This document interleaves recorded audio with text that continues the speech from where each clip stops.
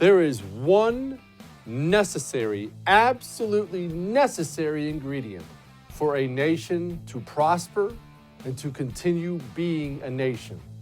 And we don't have it. You want to know what that ingredient is? I will tell you in just a second on I'm Right.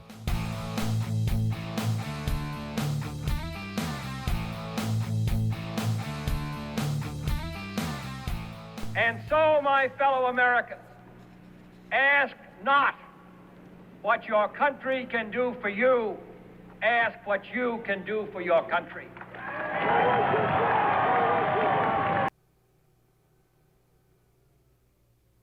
President John F. Kennedy, Democrat. John F. Kennedy, a veteran, decorated veteran, fought for this country. Talked all the time about the greatness of America. Before I get into John Kerry and what he did and why he did it and all these other things, I do want to take a moment and look back at our country, look back at other countries, look back at tribes and nations and things like that. And there is one thing that the successful, prosperous ones all had in common. Because they're all so different, right? Different religions, different forms of government, different this, different that. But the successful ones, at least while they were successful, universally all had one thing in common. You know what that one thing was? Patriotism. It sounds almost hokey, right? Now, you're watching my show. The chances that you love America, have an American flag T-shirt, an American flag waving in your yard are probably pretty high. You go out there on the 4th of July, you cover your heart for the national anthem, and maybe, like me, you occasionally get a little misty when the national anthem's playing. But I know I may be preaching to the choir here when I'm talking to you, but understand this. Having a love and appreciation for your country, for the country in which you reside, whatever that country may be, it is critical for that nation to continue. Why is that? Well, think about this. We all go through life, and once you get older especially, maybe not when you're younger, but once you get older, you get a sense of duty to something. Now, I have the best job in the history of the world. I come sit down in a chair and talk to you about stuff that I'm passionate about for an hour a night. It's not like I work for a living anymore now. I've had a bunch of bad jobs. This ain't one of them. But you think I don't have days where I wake up and I don't feel like going to work. I think I'd rather sit here and watch some TV. I got a good documentary. Downloaded a new one last night. I don't want to go into it, but there are days like that for me too, right? Well, why do I do it? Because I feel an obligation to the first. I feel an obligation to you. I love the company I work for. I love my audience. I mean, shoot, beyond that, I love my family. I need to keep working. I have bills to pay. Same reason you get up, go to work every single day. You mothers out there, why do you take care of your kids?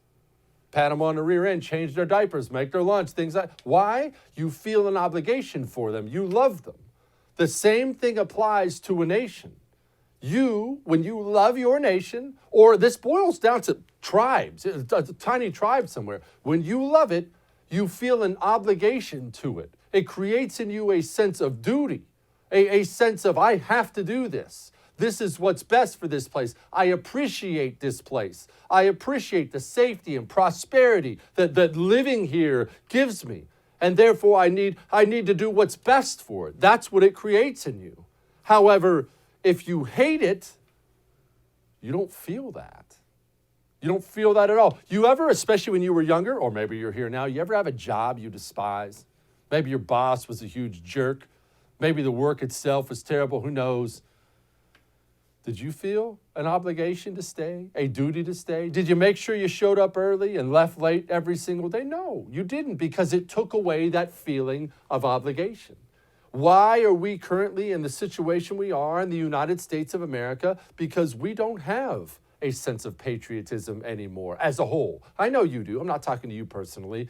As a nation, half the country hates the place. I'll have people all the time. I'll talk about the greatness of America. I was talking about it earlier today when I mentioned Tulsi Gabbard And I said, with the exception of Tulsi Gabbard, name me one Democrat, one, who talks about the greatness of America.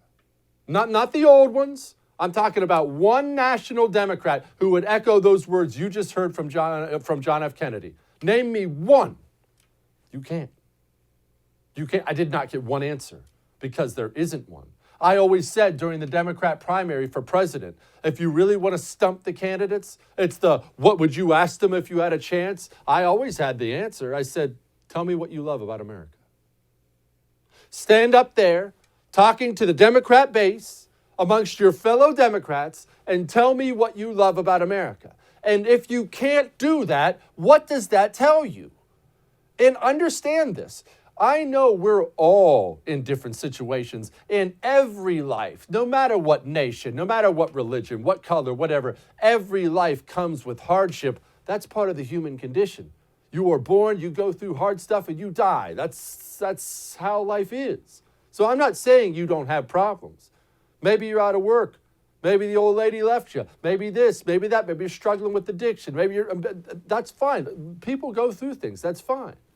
But here's a fact. I know we have some international viewers, but this is for the Americans. Here's a fact.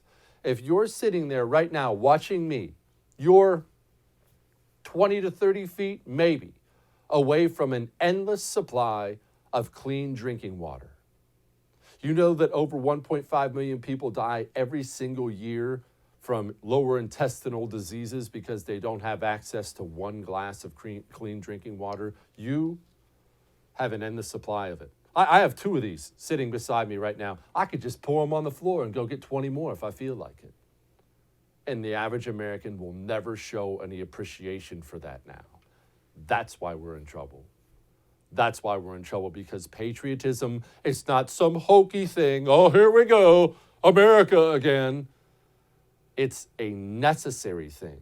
If you don't have the majority of the population feeling like they have an obligation to the nation that has given them so much, first comes the appreciation for the nation, and from that comes an obligation for the nation. If they don't feel an obligation to that nation, if they hate that nation, well, then the end is already coming. It's only a matter of time. I woke up today and I saw this new controversy with John Kerry. And what is the controversy? Well, here's a quote from the New York Times. Former Secretary of State John Kerry informed him being an Iranian, that Israel had attacked Iranian interests in Syria at least 200 times, to his astonishment, Mr. Zarif said. Okay, so what happened? JFK got with an Iranian, Mr. Zarif, big high-ranking Iranian dude, doesn't matter who he is, and divulged information about one of, if not our biggest ally in the world. And everybody today is outraged, right? And I'll play you some of the outrage in a second. Everyone's freaking out. Why? How can he do that? That's treason. Oh, this is crazy. It doesn't make any sense. No, it doesn't make any sense to you because you haven't accepted reality. A hard reality to accept, I admit, but you haven't accepted reality. But you and I, we have an obligation to live here in the real world, not the world we want to exist, not the world that used to exist. We have an obligation to exist in this one. Otherwise, we have no idea how to proceed. If we don't know where we are, we don't know where we have to go. And here's the world in which we exist now. Democrats are constantly caught siding with America's enemies and against our friends because Democrats feel the same way about America that our enemies do. Why are we so buddy-buddy with China all the time? We Democrats feel the same way about America that China does. Why are we buddies with Iran all the time and screwing over Israel? We feel the same way about America that Iran does. It's not more complicated than that.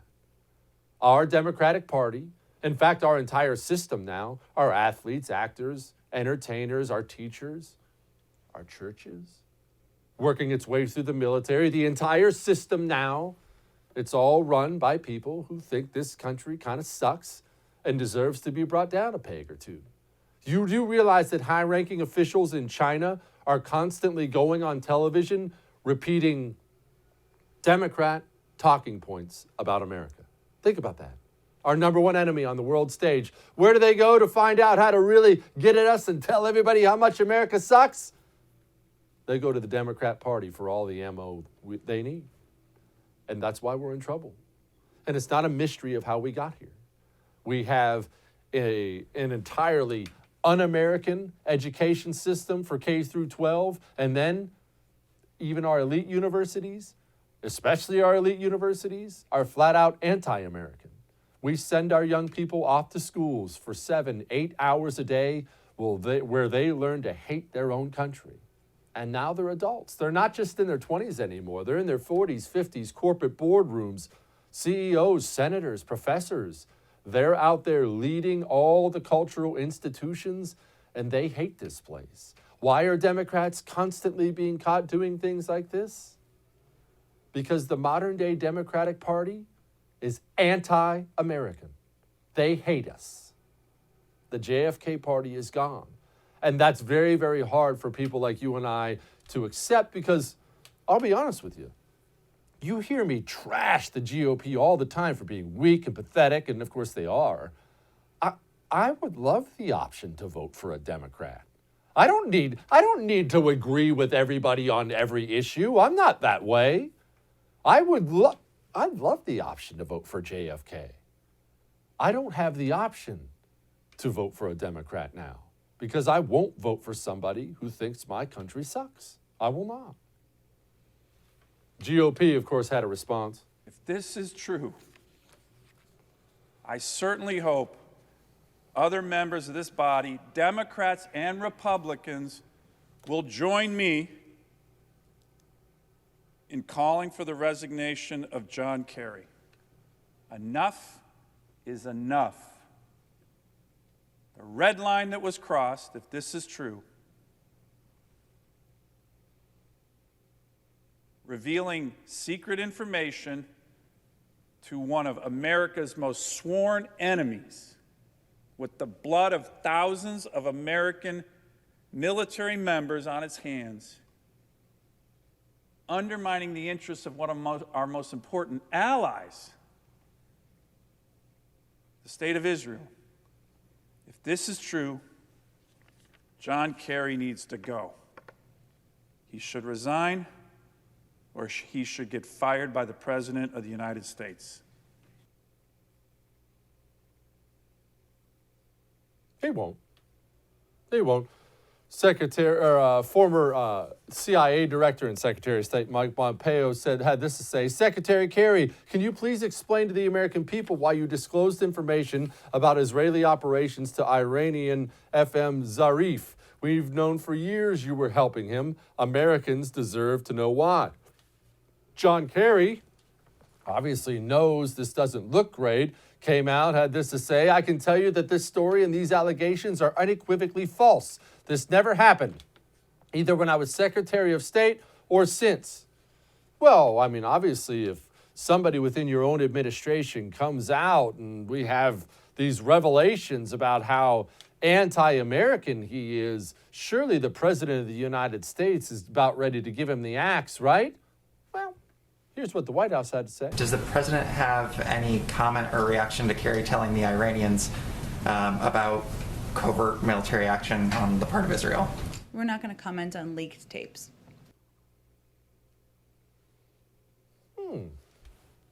Not going to comment on leaked tapes. And remember, this wasn't some right-wing outlet. This is, oh yeah, that says the New York Times right there. This was the New York Times who said this. And you remember, Donald Trump was always out there. He was always out there revealing little tidbits that he knew or little tidbits that he heard, and we didn't pay enough attention to it. Trump told us this. What I'd like to see with Iran, I'd like to see them call me. You know, John Kerry speaks to them a lot. John Kerry tells them not to call. That's a violation of the Logan Act. And frankly, he should be prosecuted on that. But my people don't want to do anything that's, only the Democrats do that kind of stuff, you know? If it were the opposite way, they'd prosecute him under the Logan Act. But John Kerry violated the Logan Act. He's talking to Iran and has many meetings and many phone calls, and he's telling them what to do. That is a total violation of the Logan Act. It is. That was from May 2019. He was always telling us what they were doing, the real inside scoop. He always knew this is the worst kept secret in Washington, D.C., that John Kerry openly works with America's enemies. Of course, like he said, we didn't do anything about that. We always have to look polite, right? You see, Democrats play this game to win. Republicans play this game to look nice. They hate America. All that may have made you uncomfortable, but I'm right. And here's something else that's going to make you uncomfortable. Trillions of dollars of unbacked money. That's what we've done in just the last few years. Just the last few years. Look, we were in a debt crisis prior to this COVID insanity. Now, we've spent money like we've never seen before, and all the Democrat plans going forward, they're all spending more than we've spent before. There are laws in economics. One of those laws is you print unbacked currency like that, you are going to devalue your dollar. Do you know what happens to gold when the value of the dollar goes like this? The value of gold goes like this. Call Patriot Gold Group now. They have promised me. I talked to them. They have promised me they will take good care of my viewers. Call Patriot Gold Group and just get information. It's all free. Call and get information. 866-943-0626. 866-943-0626. We'll be back.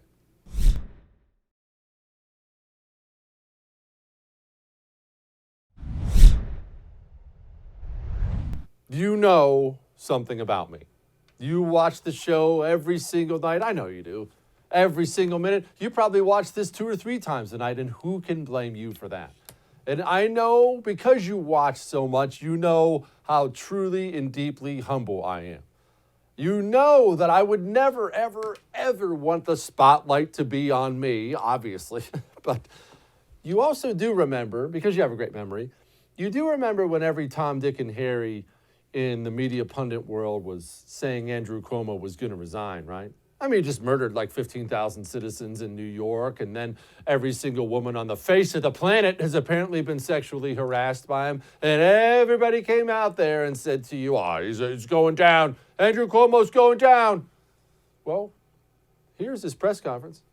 Yes or no, did you do the things you were accused of? No, and that's why I said when people suggested, to put it very simply, no. The report can't say anything different because I didn't do anything wrong. I never touched anyone inappropriately.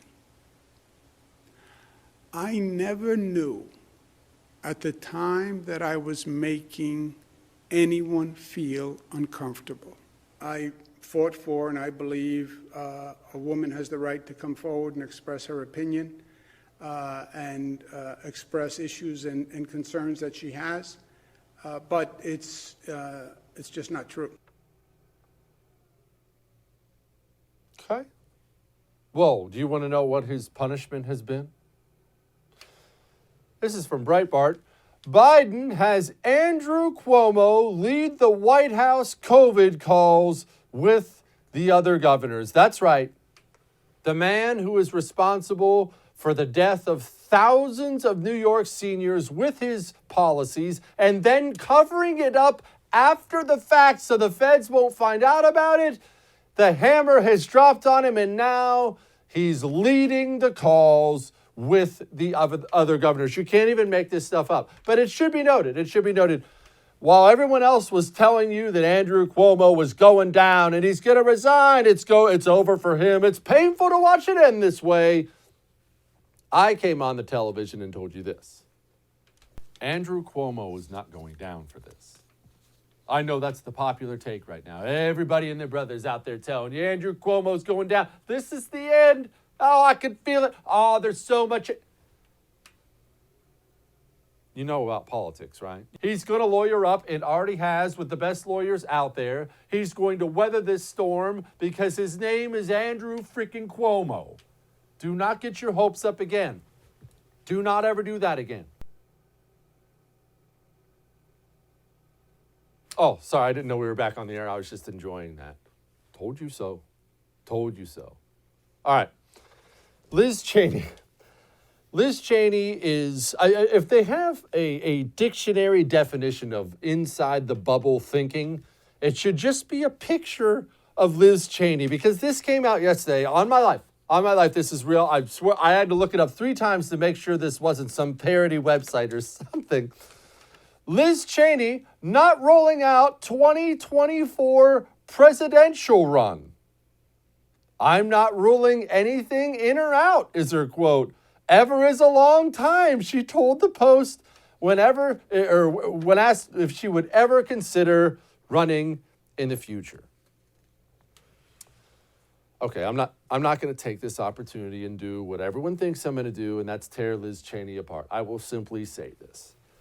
This is the danger when you're a wealthy or powerful person.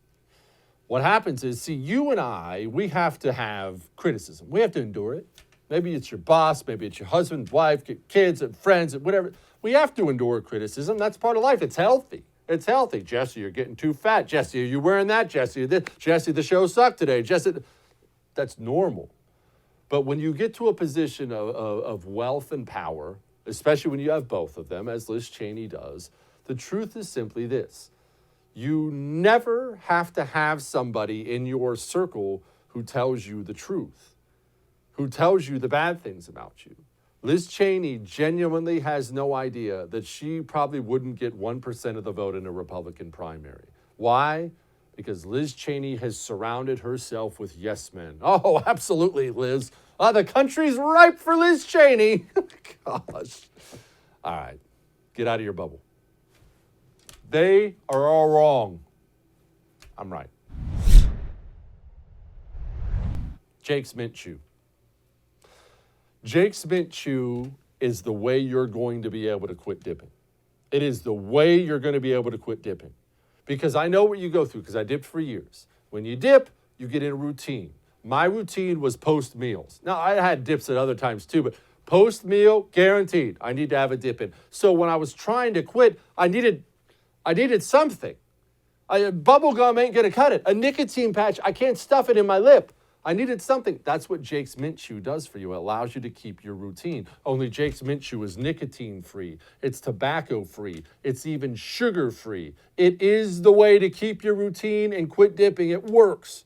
Go to jakesmintchew.com. That's jakesmintchew.com. Use the promo code Jesse, that's Jesse, for 20% off. We'll be back.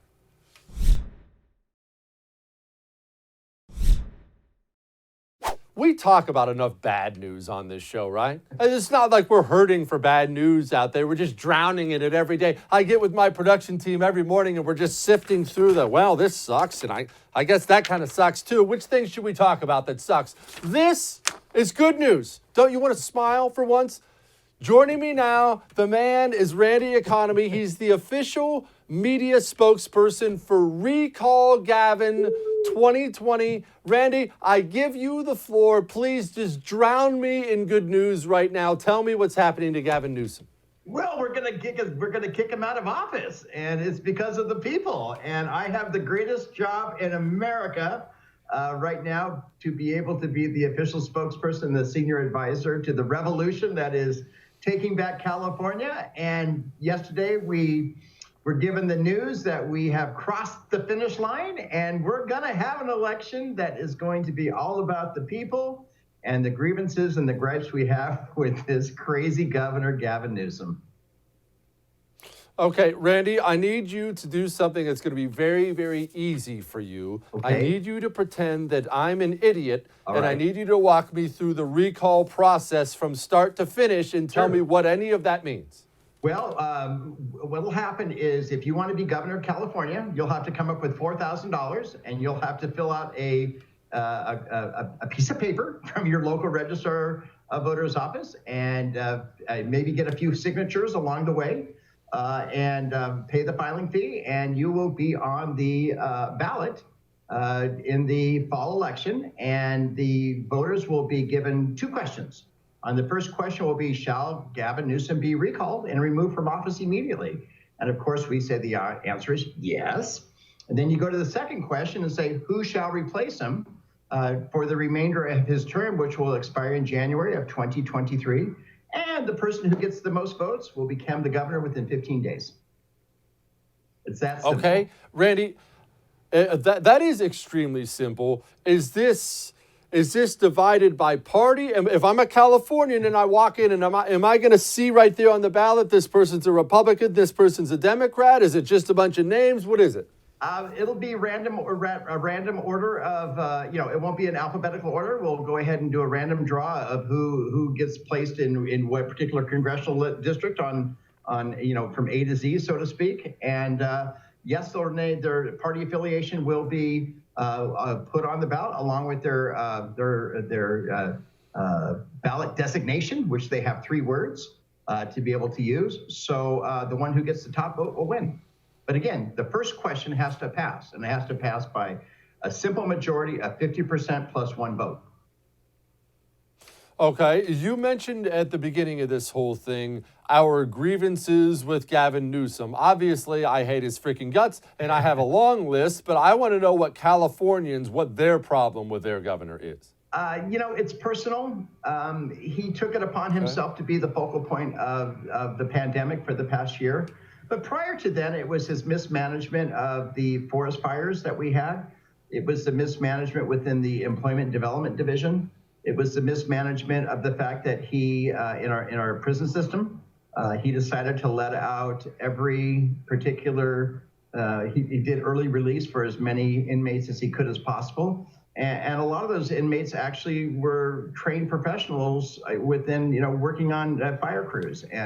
And that's why California went ablaze. It's because of mismanagement of our forests, and it's mismanagement of what Gavin Newsom did to try to go ahead and release those inmates. And so we lost a lot of our, built-in people to help us out on the chain gang, so to speak, to help prevent our, was our forest fires. And forest fires every year are devastating, and they cost billions and billions of dollars of damage, and that's real money that has to come out of somebody's pocket. So it's just been a calamity of errors that he has had. He's become a national joke. He is the butt of comedy skits now on shows like Saturday Night Live and other news programs throughout the country. And we want a governor who's going to be, we want a governor who actually goes to his office every day to actually figure out the problems of how to fix the 5th largest economy in the world, which he has shut down for this virus for the past year. He is his own worst enemy. He has lied to us over and over and over again. He's not done any, and he got caught at the French Laundry, which is the biggest, most expensive restaurant, not only in California, but probably the country. He's done this, and he's done it, and he continues to do it. And now he's going to be held accountable, and wait for here comes the allegations that we're right-wing extremists, and we're QAnon believers, and we're Proud Boys, and no, we're not. We're Californians who have a gripe with this governor, and we're going to do everything we can now to get him out of office.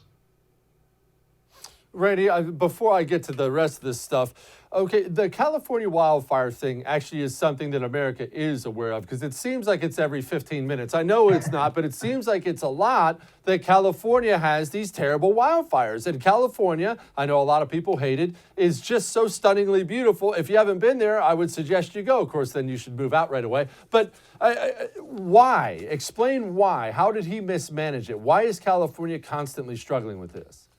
Because he refuses to, he refuses to thin the forest. He refuses to do any type of management to clear brush. He just doesn't get it. He doesn't understand how to govern. And he relies upon people who really aren't the sharpest tools in the shed, so to speak. And so it's just his lack of incompetency. And sometimes in politics, if you want to become a governor or a president, you better have some moxie, and you better have some stuff in your not only in your life but in your resume to be able to go ahead and back up what you want to do. And Just because you run for office, you get elected, doesn't make you an expert. I understand that. But again, when you become the governor and the leader of the fifth largest economy in the world, you better understand who to surround yourself with. And he's never surrounded himself with anybody of any great caliber. Randy, I understand, obviously, California is a very, very, very blue state. I get that. But can you explain what kind of power... Can you explain what kind of power Gavin Newsom has? What kind of power his machine has? And I'm relating that to some place like New York, where Cuomo's practically a mafia godfather. And I mean, you're not going to run Cuomo out no matter how hard you try. Does Newsom have that kind of power structure in place? He doesn't. And California's not that blue. I call it actually kind of a purple state now. Because of the fact that we know that more than 33% of the people who signed our recall petitions are Democrats and declined the states. And that speaks volumes. So this is not a Republican movement. It's not a Republican coup. It's the people's recall. And it's a very personal gripe that we have with this governor. Because, again, he's made everything about himself. And I understand that Republicans are at a third-party status here in California. It's much bigger than that. We have, listen, voting Democrat every year in California for the last generation or two hasn't gotten us anywhere. And that's not the fault of the Republican Party. It's just the fault that people just assume that if you come to California, you got to be a Democrat. And even people within the Democratic Party are scratching their heads going, we failed. How have we gotten ourselves in this mess? And that's why you see a lot of common sense Democrats, even people like Antonio Villaraigosa, who was a rising star in Democratic politics throughout the country, who was the former mayor of Los Angeles. He's seriously considering wanting to run for this race. And he's wanting to go ahead and help lead the charge against Gavin Newsom. So the party with the Democratic Party is doing a lot of soul searching right now. And the Republican Party in California really, and they have an opportunity here, but this is not about Republicans, a Republican movement. It's a people's movement.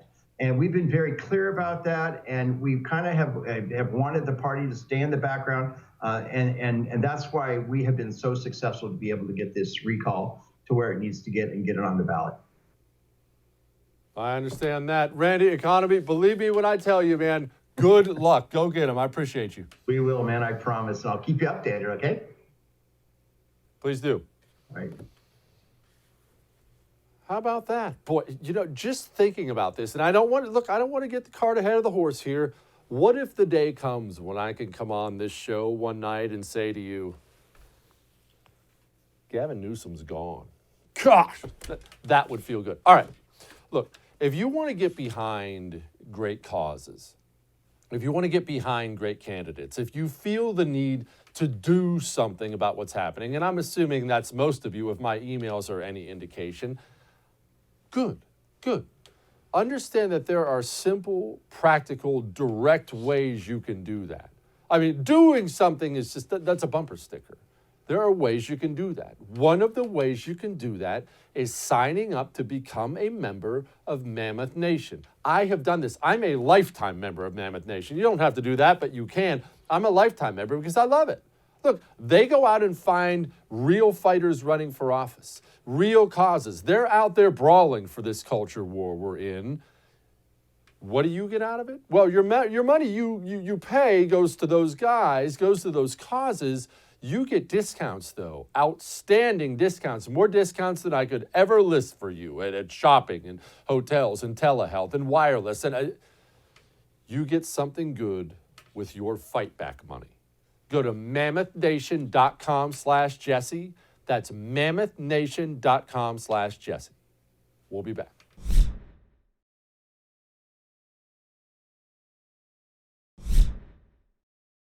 The state of our union is stronger than ever before.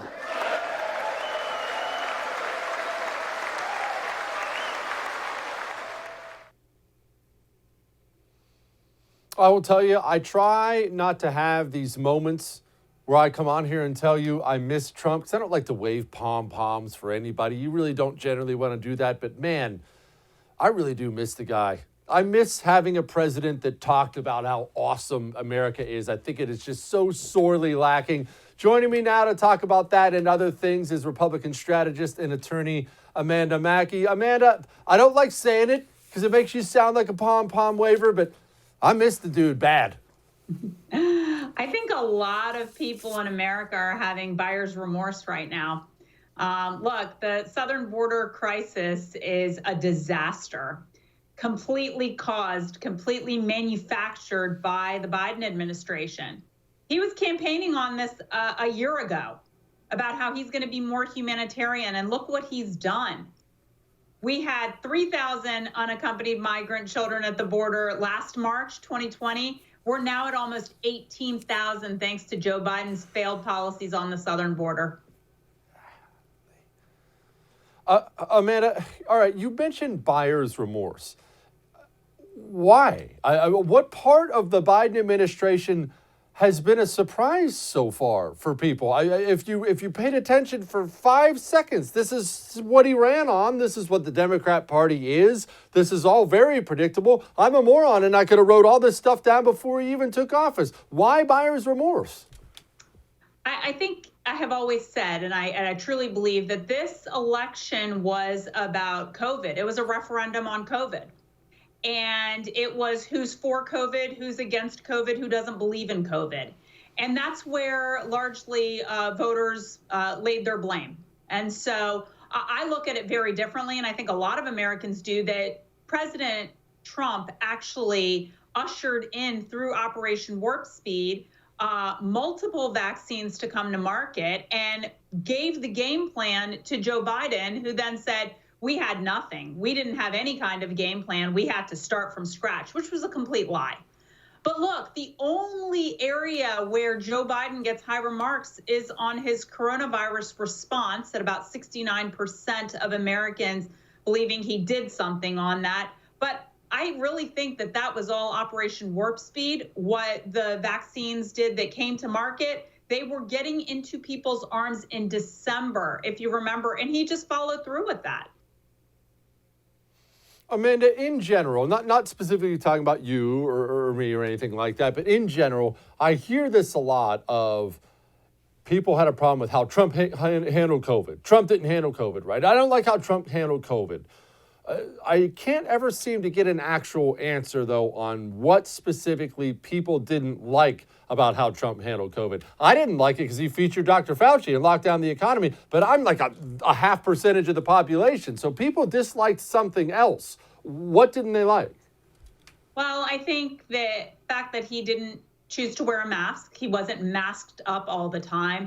I think that sent a message to some people that maybe he didn't care about coronavirus. But the reality is that, for example, Texas, they took their mask mandate down over a month ago. Their numbers have actually gone down. So a lot of this was, perpetuated and created, unfortunately, by some of the people in his own administration. To your point, Dr. Fauci. But what did Dr. Fauci say last year? He said, you don't need to wear a mask. A year ago, he was telling us we don't need to wear a mask. Now he says we need to wear 2 or 3. Most recently, he said, if you're outside, you should be masked up. Today, they're saying you don't need to be masked up. They're all over the map. But I think a lot of Americans just fell in that trap. And now they're seeing there is no clear line with Fauci. He makes it up as he goes. And I think he's largely to blame for what happened with the Trump administration.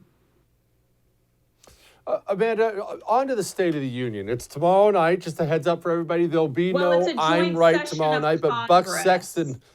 Yeah, but Buck Sexton and I will be joining you right after the State of the Union tomorrow night to give you analysis. But all right, Amanda, all right, it's no State of the Union apparently, but Joe Biden is supposed to get up there and say something, and America's going to be watching. Obviously, our expectations are pretty low because he's not a functional adult anymore. What are our expectations, though?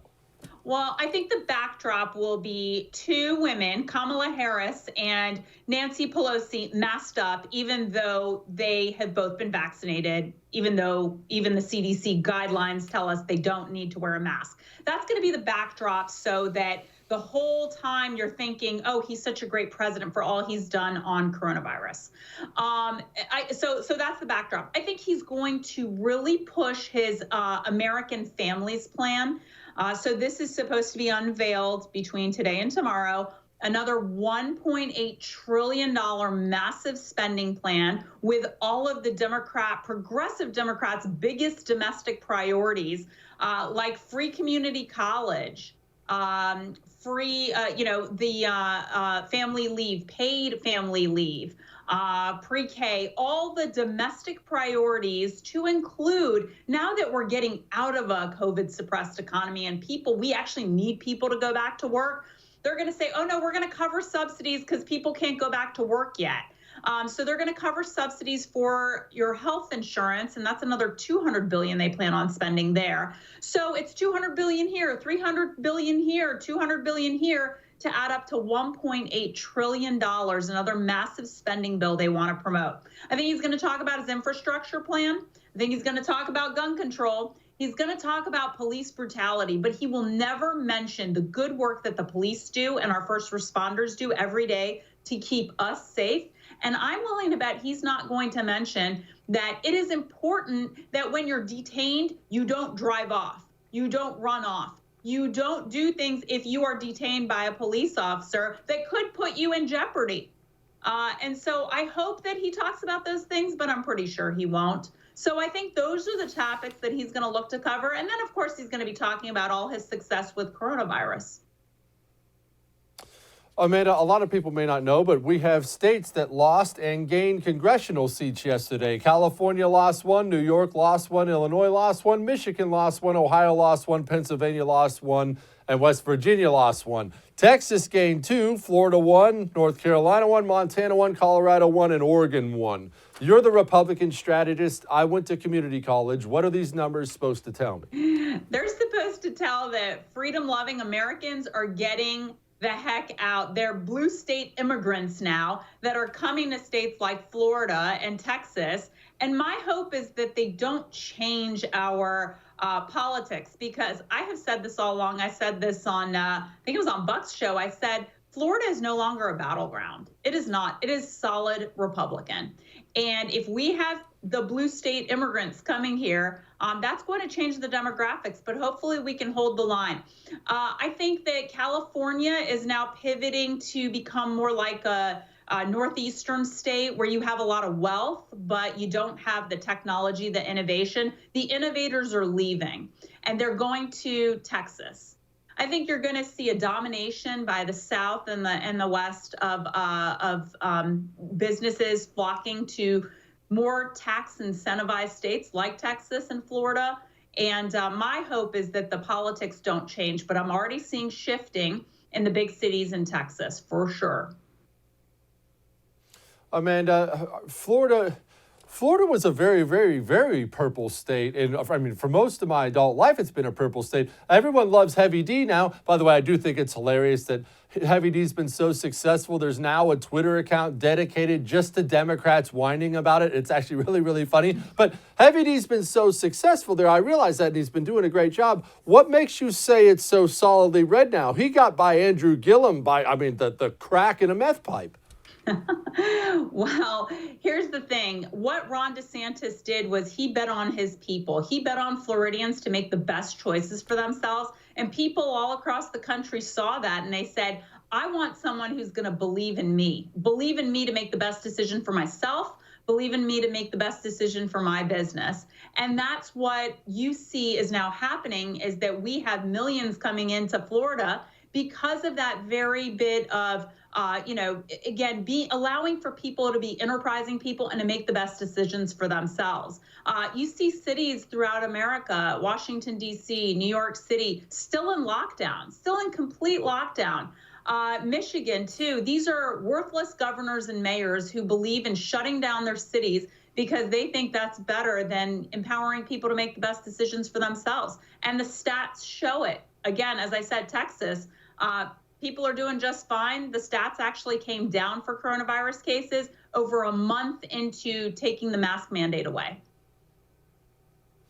Amanda Makki, everybody. Thank you so much, ma'am. Thank you. let's hope people own it. Now, I'm not very confident in that because people, all of us, we don't like to look in the mirror, right? We don't like to look in the mirror and say, hey, your problems are kind of your fault. But I hope we will have a change of heart when you're packing up your family and you're leaving California and you're leaving New York and you're leaving these other states and you're moving down to Florida and Texas and whatnot. I hope you remember why you left when you walk in to vote. Don't go in and do what you've always done. What's that Albert Einstein line? The definition of insanity is doing the same thing over and over again and expecting different results. All right, time to lighten the mood. Next.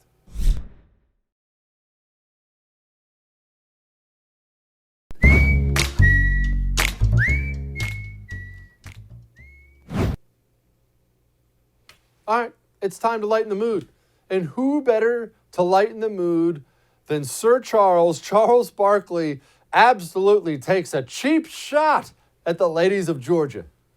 The floor. Contavious Caldwell Pope, where'd he go to school? Georgia. Yes, indeed. Had 29 on the night. Only school in the world. They named their mascot after the women down there. It's just so totally uncalled for. Wait. What they call their mascot? The Bulldogs. You said, I didn't even know that, Ernie. Uncalled for. Bulldogs. Not even going to dignify that with a response. Come on, Ernie. Not even going to dignify. Look, I will just say, one, that's really, really funny. Two, that has not been my experience. In my experience, Southern women are absolute dimes. So I don't want to back him up on that, but still, having the guts to say that on TV is awesome. We need more of that, more offensive. All right, I'll see you tomorrow.